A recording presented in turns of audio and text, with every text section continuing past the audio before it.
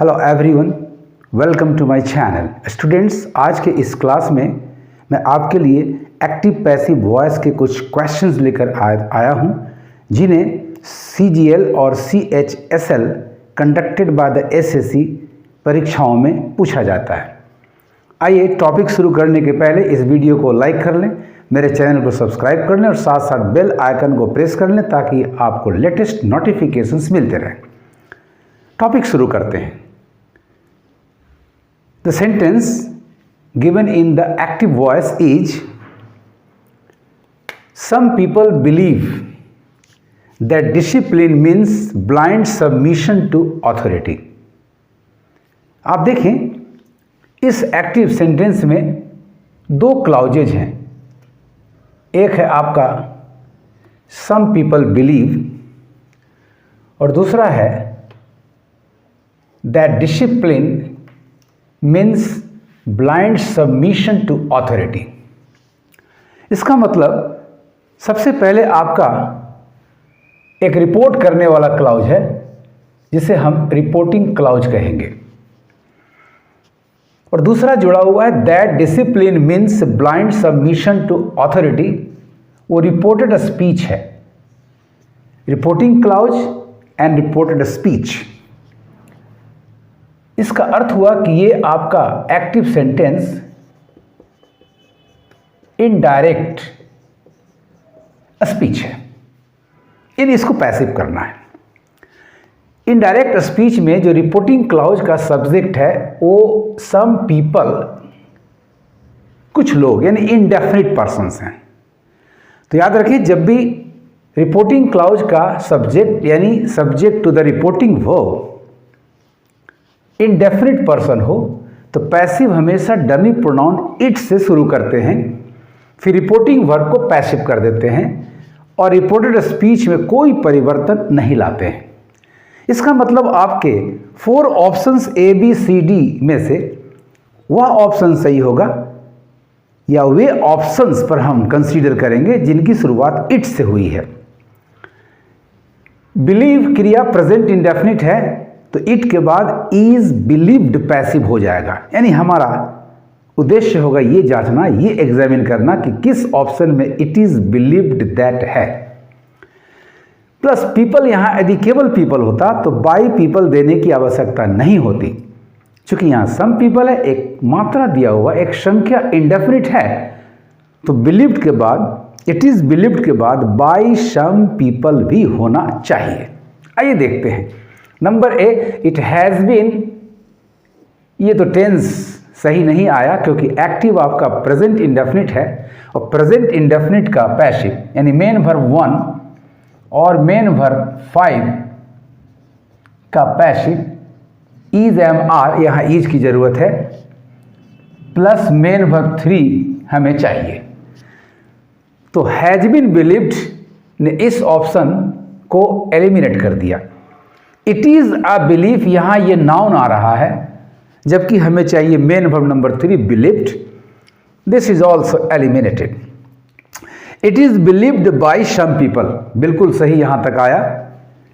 सम people की जगह it, believe का पैसिव इज बिलीव्ड, चूंकि यहां पीपल में से सम को लिया गया है तो by some people.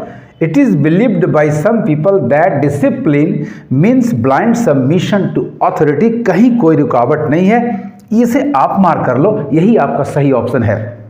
Number D है it was believed। देखिए यहाँ टेंस पास्ट हो गया है, ये आपका पास्ट है, अतः एक्टिव चूंकि प्रेजेंट इंडेफिनिट है तो पैसिव पास्ट इंडेफिनिट नहीं होगा। So option number D is also eliminated.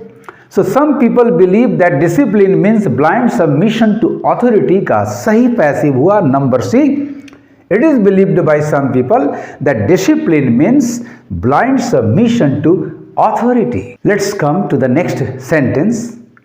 People said that she was a fool। यहाँ भी आपको 2 क्लाउजेज मिल रहे हैं, ये रिपोर्टिंग क्लाउज है and that she was a full, ये आपका रिपोर्टेड स्पीच है, यानी आपको फिर मिला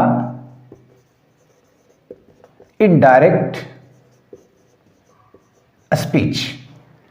रिपोर्टिंग क्लाउज में जो स्पीकर है SRV subject to the reporting verb, people indefinite है, पीपल इन जनरल, अतः बाय पीपल की जरूरत नहीं। यदि इसके पहले कोई डिटरमाइनर होता, some people, many people, the people, तो फिर बाय प्लस एजेंट की चर्चा करते, यानी ये समाप्त हो जाना चाहिए।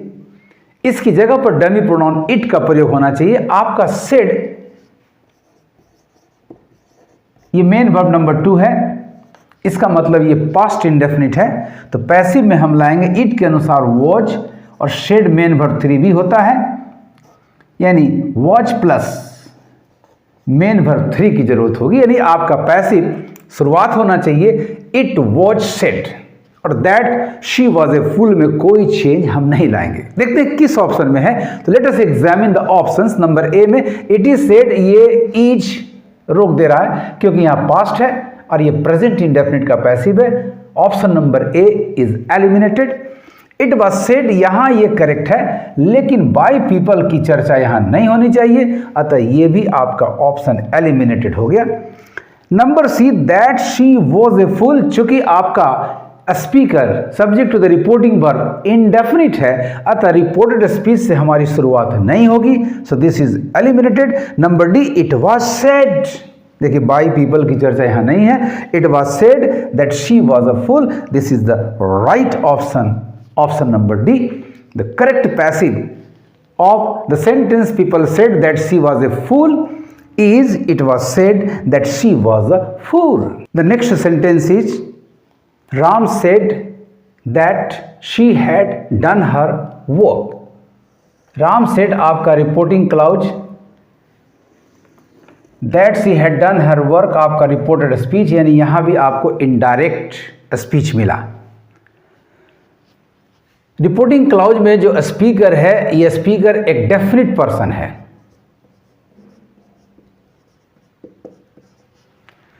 तो पैसिव हम RS से शुरू करेंगे, यानी that she had done her work हमारा शुरुआत होगा, बिगनिंग होगी।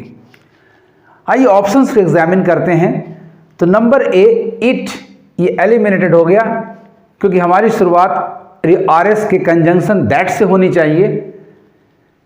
नंबर बी भी आपका एलिमिनेटेड हो गया क्योंकि यहां भी डमी प्रोनाउन इट का प्रयोग हुआ है, ये संभव ही नहीं है।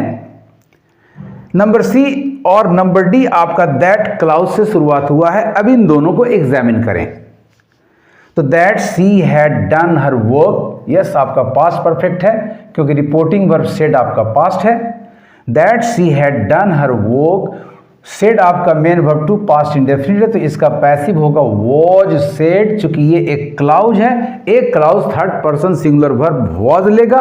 वॉज सेड बाय राम, यहां कहीं कोई रुकावट नहीं है, this is the correct answer students. Number D को भी देख लें, that she has, reporting indirect speech में रिपोर्टेड स्पीच के अंदर की क्रिया में हम चेंज कैसे कर सकते हैं, जबकि रिपोर्टिंग वर्ब आपका पास्ट है, तो फिर हैड डन पास्ट परफेक्ट बिल्कुल सही है, अतः ये गलत है, so this is not the correct answer. So right answer students is number C, that she had done her work was said by Ram. Reported speech plus passive of the reporting clause. The next sentence in active voice is he told me that Mona was not well. Here again you are getting an indirect speech. He told me is the reporting clause, and that Mona was not well is the reported speech. Reporting clause में जो SRV है subject to the reporting verb, वो एक definite person है और यहाँ reporting verb का एक ऑब्जेक्ट ORV भी मौजूद है। ऐसी स्थिति में जब SRV डेफिनेट हो और ORV मौजूद हो तो पहले इसी पार्ट को हम पैसिव करते हैं, यानी आपका ये पैसिव सब्जेक्ट हो जाएगा I, reporting verb told past indefinite है, वॉज टोल्ड, और तब एजेंट के रूप में से लेंगे I was told by him that, उसके बाद दैट क्लाउज लाएंगे। देखें ऐसा किस ऑप्शन में आपको मिलता है। आई वाज टोल्ड यहां तक करेक्ट है, लेकिन ये ही एजेंट बाय के साथ अंत में दिया गया है, so this is not possible students. I am told by him, agent बिल्कुल सही जगह पर है, लेकिन यहाँ रिपोर्टिंग वर्ब का जो पैसिव है पास्ट इंडेफिनिट एक्टिव है, तो पैसिव वॉज टोल्ड होना चाहिए था, अतः ये भी एलिमिनेटेड हो गया। सॉरी, ये ऑप्शन भी आपका रॉन्ग जा रहा है। Number C, I had been told, यहां टेंस चेंज कर दिया गया, पास्ट इंडेफिनिट का पैसिव वॉज टोल्ड होना चाहिए था, अतः यह भी संभव नहीं है, दिस इज एलिमिनेटेड। अब बचा आपके पास number D, I was told, बिल्कुल correct, by him, no problem, that Mona was not well, mark कर लें, आपके एक्टिव सेंटेंस से ही told me that Mona was not well का सही पैसिव होगा, I was told by him that Mona was not well. The next active sentence is she asked me to open the windows, ये भी आपका इनडायरेक्ट स्पीच है, she asked मी, ये reporting clause हुआ, and to open the windows, this is the reported speech, लेकिन यहां ये noun clause ना होकर नाउन फ्रेज मिल रहा है। दूसरे शब्दों में कहा जाए तो यहां कंजंक्शन नहीं आ रहा है, जब कंजंक्शन हो तो वो नाउन क्लॉज होगा, मीन्स पूरा का पूरा क्लॉज होगा, और जब कंजंक्शन नहीं हो, इन्फिनिटिव हो 2 + मेन वर्ब 1, तो ये एक नाउन फ्रेज होगा। जब भी ये इंपेरेटिव सेंटेंस का एक्टिव सेंटेंस है इनडायरेक्ट स्पीच में, तो जब भी आपका आरएस इंपेरेटिव हो तो पैसिव करने के लिए आप ORV object to the reporting verb से शुरू करेंगे, उसके बाद रिपोर्टिंग वर्ब को पैसिव कर लेंगे, और तब उसके बाद नाउन फ्रेज को लाएंगे, यानी 2 + MB नंबर 1 एटसेट्रा को प्लेस करेंगे, और सबसे अंत में स्पीकर को बाई के साथ प्लेस कर देना है। देखें किस ऑप्शन में ऐसा मिलता है। तो आइए नंबर ए को एग्जामिन करें, तो आई वॉज टोल्ड, यहां तो इसके वजह से ये कट गया क्योंकि एक्टिव में आपका आस्क्ड है, तो ये टोल्ड कैसे होगा, so this is eliminated. Number B को देखें तो आई वॉज आस्क्ड करेक्ट है, बाय हर ये इस जगह पर नहीं आएगा, यहां तब होता जब आपका रिपोर्टेड स्पीच क्लाउज होता, so this is eliminated.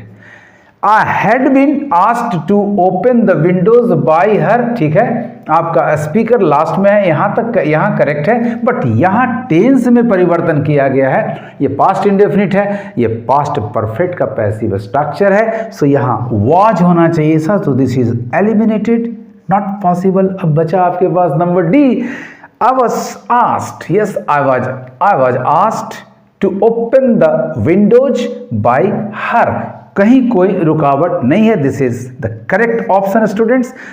C asked me to open the windows का करेक्ट पैसिव सेंटेंस हुआ I was asked to open the windows by हर। इस तरह से स्टूडेंट्स आप एक एक पॉइंट को, एक एक टिप को, एक एक ट्रिक को फॉलो करोगे सिंसियरली, कभी एक्टिव से पैसिव बनाने में आपको दिक्कत नहीं होगी। आपको मेरा ये वीडियो कैसा लगा कमेंट करेंगे और ज़्यादा से ज़्यादा शेयर करेंगे। Thank you for watching.